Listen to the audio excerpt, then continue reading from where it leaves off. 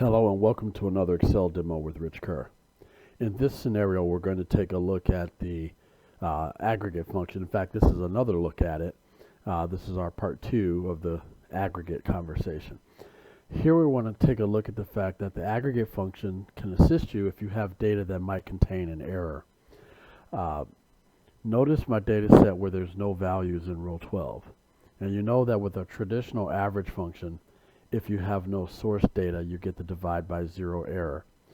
Now, of course, we could do some things to clean that up. We could use an if error function here. But for our scenario, let's say this is data that you receive from elsewhere, and you're not interested in going through and finding these kinds of errors and taking care of them by rewriting any formulas. So if I wanted the overall average of this entire data set, and I simply use the average function on column I, because that column contains a divide by zero error, I also get divide by zero in my overall average.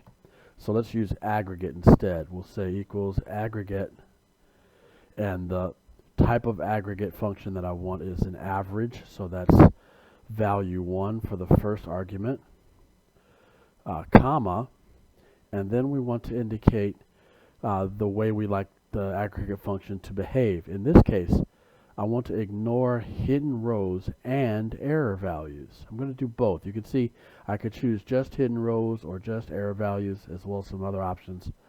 But here I'm going to go with option 7, hidden rows and error values.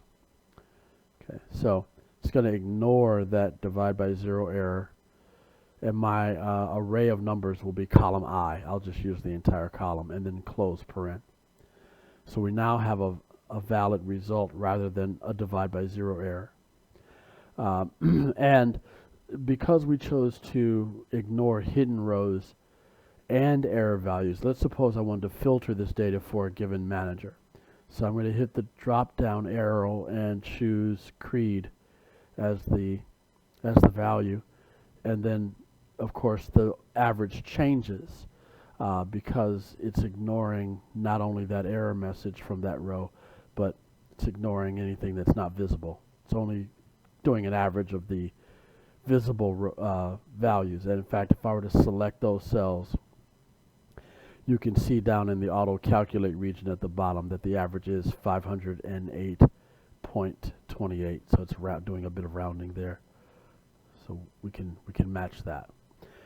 So this is another example of the aggregate function where we can use it to ignore not only hidden rows but also error values. I hope you find it useful. Please check back soon for more Excel demos with Rich Kerr.